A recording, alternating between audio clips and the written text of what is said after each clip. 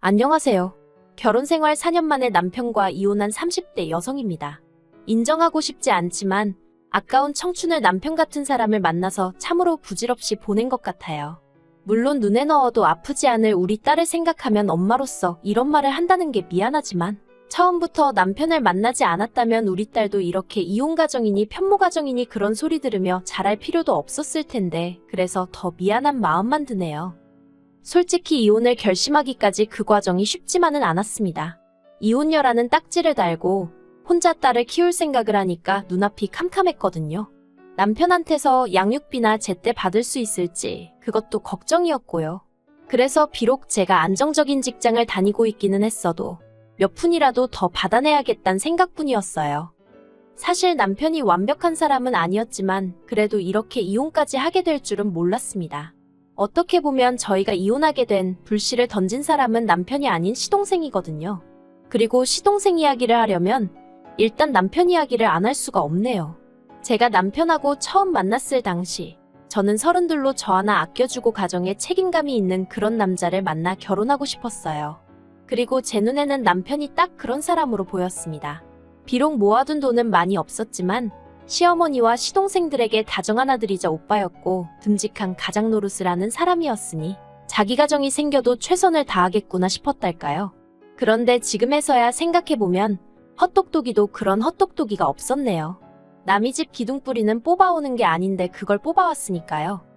남편은 이남 일녀 중 장남으로 경제적으로 녹록지 않은 집안에서 자랐다고 들었습니다. 시아버지라고 불러도 될지 모르겠는 게 남편은 늘 그 사람이라고 칭하거든요.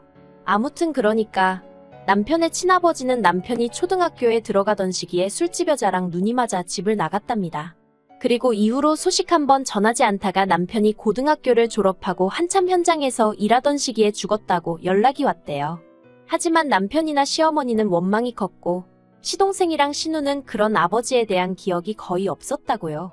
그래서 장례 같은 것도 따로 안 치렀다 들었습니다. 그리고 저는 그 사연을 듣는 동안 가슴이 너무 아팠어요. 어떤 이유건 간에 집안에 가장 자리가 비어 있었으니 시어머니 혼자서 자식 셋을 건사하기가 쉽지는 않으셨겠구나 싶었으니까요. 그래서 저는 진심으로 시어머니나 시댁 식구들에게 잘해주고 싶었습니다. 저는 남편과 달리 경제적으로 유복하진 않아도 화목한 가정에서 사랑을 받으며 자랐기 때문에 남편이나 시댁 식구들에게도 저와 같은 추억을 만들어주고 싶었달까요. 그래서 다른 사람들이 어려운 가정 형편에서 자란 남자와 결혼하면 같이 고생이라고 조언을 해줄 때도 솔직히 그다지 귀담아 듣지 않았습니다. 돌이켜 생각해보면 정말로 제가 어리석었던 거지요. 아무튼 그렇게 시어머니가 혼자 자식 셋을 키우셨는데 문제는 자식 셋을 너무 달리 대하셨다는 거예요. 일단 시누는 막내임에도 불구하고 딸이라서 그런 건지 솔직히 시어머니 속을 누가 알겠습니까만 어쨌든 차별을 엄청나게 당했던 모양이에요. 그래서 고등학교 졸업하자마자 독립하고 이후로 저희 남편하고만 간간히 연락하고 지내지 시어머니하고는 정말 남보다도 못한 사이로 지내고 있어요. 그리고 제 이혼의 시발점인 시동생에 대해서 이야기를 해보자면요. 대학 등록금부터 시작해서 자취비용은 물론이고 생활비에 졸업하고 취업한답시고 허비한 2년까지 전부 모조리 다 시어머니한테 받아 쓴 한심하고 철없는 인간입니다. 그리고 이걸 제가 어떻게 알게 되었냐면 시동생이 자기 입으로 자기는 그때까지 아르바이트 한번 안 해봤다면서 무슨 자랑하듯 이야기를 했기 때문이죠. 그리고 시어머니가 당신 돈으로 당신 아들한테 해주신 건데 제가 열 올릴 입장은 못 되잖아요.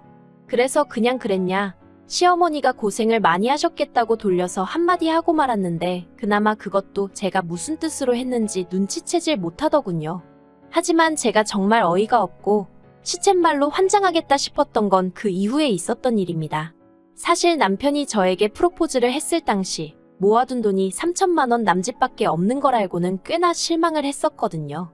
하지만 이내 남편이 자기가 아무래도 장남이고 하다 보니 여러 가지로 신경 쓸 일이 많았다고 말하길래 그래도 사람이 솔직하고 가족을 위해 희생을 많이 했구나 싶대요. 그래서 그런 거라면 내가 이해해줘야 한다고 생각했습니다. 막말로 자기 가족을 모른 채 하고 자기 배만 불리는 사람보다는 100배 1000배 낫다고 생각했으니까요. 그런데 알고 보니까 돈을 못 모은 이유가 시어머니 사시는데 생활비를 보태드린 것뿐만 아니라 시동생이 출퇴근하는데 차가 필요하다고 해서 차를 사줬었다는 거예요. 정작 저랑 한참 연애하던 당시에도 남편은 차가 없었는데 말이지요. 게다가 그게 다가 아니었습니다.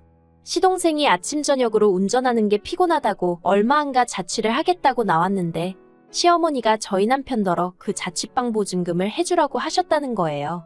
그리고 바보 같은 남편은 자취방 보증금은 계약이 끝나면 돌려받을 돈이니까 괜찮다고 생각해서 해줬다대요. 이런 내막을 알고 나니까 젊어서부터 고생 많이 하신 불쌍한 시어머니라고 생각해서 저희 결혼할 때 단돈 100만 원도 안 보태주셨어도 불만 같은 거 전혀 없었는데 갑자기 대학도 못 간 아들이 새벽부터 밤늦게까지 현장에서 벌어온 돈 등골까지 빼다가 작은 아들한테 몰아주신 속도 없는 시어머니로 보이기 시작했고 그러니 괜히 원망스럽고 그렇더라고요. 그런데 이런 제 속내를 알 리가 없으셨던 시어머니는 저에게 여러 가지로 기대하시는 바가 많으신 눈치였어요. 그리고 저는 결국 그래 시어머니도 당신 나름의 사정이 있으시겠지 생각하고 기왕 한 가족이 되었으니 내 할 도리는 하면서 잘해야겠단 마음으로 시간이 날 때마다 그때그때 사정에 맞게 최선을 다해 챙겨드렸습니다. 이건 시어머니도 인정하시는 바이고 남편도 몇 차례나 저에게 고맙다고 말했을 정도니까 저만의 착각이 아니에요. 몇 가지 일례로 신혼 때 남편이 없는데도 무턱대고 저희 집에 오셔서 주무시고 가시겠다 하셨을 때도 자식들 다 내보내고 나니 외로우셔서 저러신가 보다고 그래서 싫다 좋다군 소리 없이 며칠이고 방 하나 내드렸고요. 연락도 없이 친구분들 모시고 오셔서는 여기가 당신 큰아들 집이라며 저한테 차상 좀 내오라 과일 좀 깎아라 하실 때도 시어머니 기 살려드린다 생각하면 이까진 일이 대수냐 싶어서 내내하고 시키는 대로 해드렸어요.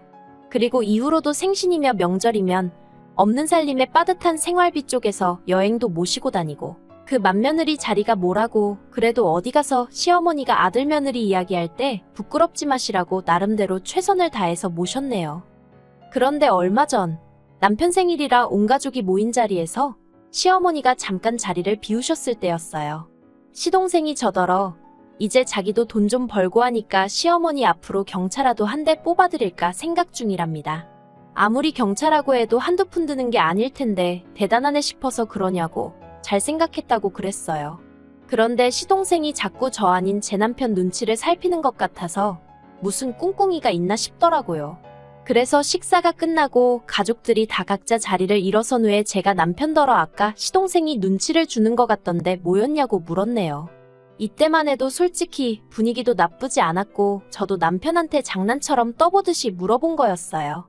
그런데 남편이 신경질적으로 시동생이 경차해준다는 게 저희더러 같이 하자고 그런 거랍니다. 자기 반 저희 반에서 해드리자는 거였다나요? 어이가 없어서 그걸 왜 우리가 보태냐고 물었어요. 경차나마나 어머님 돈으로 이제껏 놀고 먹고 공부까지 다 한 게 누군데 그 덕으로 취직까지 했으면 자기나 조용히 알아서 선물을 하던지 하면 되지. 왜 우리더러 반을 보태라고 하느냐고 안 된다고 했습니다. 그리고 막말로 내가 사드리면 사드렸지. 시동생 효도하는데 무슨 좋은 일 시킨다고 꼽살이 껴서 반 보태고. 그렇게는 하기 싫다고 했지요. 그러자 남편도 제 눈치를 쓱 보더니 알겠답니다. 그리고는 그냥 그렇게 말이 나온 건데 저더러 뭘 그렇게 예민하게 받아들이냐면서 오히려 저한테 핀잔을 주대요. 이후로도 잠들 때까지 어이가 없었지만 그래도 이렇게 얘기가 끝났다 싶어서 저도 더는 왈가왈부하지 않았어요. 그런데 이틀이나 지났나 남편이 저더러 얘기 좀 하잡니다. 그래도 함께한 시간이 있는데 목소리만 들어도 얼굴만 봐도 대충 딱 느낌이 오더라고요. 그리고 아니나 다를까 남편이 한다는 말이 자기가 곰곰이 생각해봤는데 시동생이 효도할 때 같이 하는 게 뭐가 어떻냐입니다. 막말로 우리가 차를 사드릴 형편이 되는 것도 아닌데 이참에 같이 효도하면 오히려 좋은 거 아니냐대요. 그래서 제가 그러니까 왜 이 시점에 뜬금없이 어머님한테 차를 사드려야 하는 거냐고 따졌어요. 그랬더니 그 연세 되도록 자기 차 한 대 못 가져본 사람이 저희 시어머니밖에 없을 거라면서 저더러 시어머니가 지하철 타고 버스 타고 아들네 오는 걸 보면 가슴 아프고 그러지 않냐입니다. 정말 황당하기 짝이 없더라고요. 그래서 저도 가슴 아프고 말고 할 게 뭐가 있냐고 다들 자기 형편에 맞춰서 사정에 맞춰서 사는 거지. 그리고 자동차라는 게 사기만 하면 거기서 끝이냐고 보험료 내야지 유지비 들지 기름값은 어떻게 하실 건데 하고는 막 따졌네요. 그러자 남편이 자기 어머니 형편이 어떻길래 그런 소리를 하냐면서 저한테 막 삿대질까지 하는 거예요. 그리고 그런 남편의 모습을 보고 있자니 진짜 깝깝하고 열받고 어처구니도 없고 저 인간은 속도 없나 싶어서 당신은 그렇게 어머님한테 뒷바라지는커녕 제대로 된 대접도 못 받으면서 시동생한테 돈도 한 번 뜯겼으면 됐지 또 뜯기고 싶어서 그러냐고 정말 뭐 느끼는 게 없냐고 화를 냈습니다. 그랬더니 결혼 전에 있던 일이고 못 받아도 자기가 못 받았는데 왜 네가 난리냐면서 오히려 저를 이상한 사람으로 몰아가더군요. 그리고 그 순간 저는 망치로 머리를 한 대 맞은 듯 했습니다. 저는 남편과 제가 평생을 함께할 운명이니까 남편 일이 제 일이고 제 일이 남편 일이라고 생각했으니까요. 그래서 남편의 힘들고 어려웠던 시절마저 제가 감싸주려고 했는데 남편 본인이 저더러 필요 없다고 말한 거나 마찬가지였지요. 그래서 제가 남편더러 그럼 당신 능력으로 경찰을 해드리던지 버스를 사드리던지 마음대로 해라. 대신 앞으로 나는 시댁일에서 신경 끄겠다 했습니다. 나는 친정에 잘할 테니 당신은 당신 집에 잘하라고요. 그랬더니 남편이 자기는 일 때문에 바빠서 그렇게는 못한답니다. 그래서 그건 당신 사정이지 하니까 남편이 저더러 너는 맏며느리잖아 하고는 소리를 빽 지르는 거예요. 그리고 그 순간 아, 이 인간은 내가 뼈 빠지게 며느리 도리하는 건 좋으면서 어쩌다 내 목소리 한 번 내는 건 용납이 안 되는가 보다 싶은 게 더는 이렇게 살면 안 되겠다 싶대요. 그래서 제가 남편에게 그럼 나는 이 집에서 뭐냐고 어머님 비위나 맞춰드리는 사람이냐고 그런 거면 더는 그 짓거리도 못하겠다고 이혼하자 했습니다. 그랬더니 남편도 한다는 소리가 그까짓 거 경차 돈반 보태는 거 1000만 원이면 뒤집어 쓸 건데 그깟 돈 때문에 집안 분란을 일으키고 시어머니 가슴에 대못을 박았다면서 자기야말로 저랑은 못 살겠답니다. 저한테 너무 실망했다나요? 그리고는 한다는 소리가 이혼 소리는 제 입에서 먼저 나왔으니까 제가 위자료를 줘야 된대요. 우리 딸이 아빠 없이 자라게 된 것도 전부 다 저 때문이라면서 그 어린 애한테 너는 엄마 때문에 이제 아빠 못 보고 사는 거야. 그 소리를 몇 번이나 하는 게 아니겠어요. 정말 또라이도 저런 또라이가 있나 싶어서 결국 그 길로 애 데리고 친정으로 나왔습니다. 그리고 저는 바로 변호사를 고용했어요. 정말 다행인 게 제가 벌어오는 돈으로 아파트 대출 갚고 적금 들고 비교적 굵직굵직한 일들을 처리했고 남편 월급으로는 각종 공과금이며 생활비로 다 사라져버렸거든요. 남편이 세금이 어쩌고 하면서 먼저 그렇게 하자고 해서 그대로 따라준 건데 그게 저에게 도움이 될 줄 누가 알았겠어요? 덕분에 온통 귀찮은 자비는 남편이 도맡아 정리해야 하는 상황이 되었더라고요. 그 꼴을 보는데 얼마나 고소하던지. 그리고 결론부터 말하자면 결혼 생활 기간이 4년이라서 많이는 아니지만 그래도 위자료 500 받아냈습니다. 그리고 아이 양육비는 남편이란 작자하는 꼬락서니를 봤을 때 절대로 매달 받아낼 수 있을 것 같지가 않더라고요. 그래서 아파트 대출이 많이 남아있긴 했지만 그래도 양육비를 일시에 받는 셈치고 아파트를 제가 갖기로 하고 이혼했어요.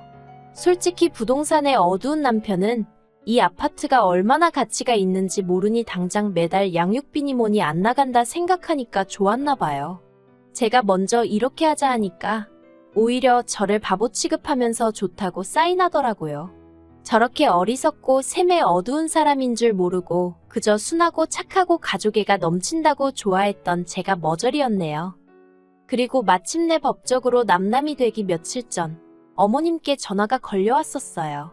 어머님은 그래도 여자가 남자 없으면 고생이라고 저더러 참고 살라셨지만 제가 막말로 친정이 없는 것도 아니고 그렇다고 직업이 없는 것도 아니고 뭐 한다고 정신 빠진 인간 뒤치다꺼리나 해가면서 돈 벌고 애 키우며 살겠습니까? 어머님께 이런 전화도 이제 하지 마시라 불편하다 정중히 말씀드렸네요. 수화기 너머로 어머님 우시는 소리를 들으니까 마음이 편치 않았지만 남편 말대로 제 어머니도 아니고 남인데 뭐 그런 것까지 제가 신경을 쓰나 싶어서 제가 먼저 전화 끊었어요. 솔직히 저는 똥 밟은 거고요. 남편은 지발로 복을 걷어찼다고 생각해요. 이제 남편이란 작자는 보나마나 다시 매일같이 죽어라 돈 벌어서 남 좋은 일이나 시키며 살겠지요. 지 복대로 사는 거라 하니 제가 뭐 해줄 말이 없네요. 저는요? 저는 이제 인생 2막을 시작해보려고 합니다. 똥 한 번 밟아봤는데 설마 2번 밟겠어요? 조심 또 조심하면서 살아보려고요. 그러면 좋은 날이 오겠지요.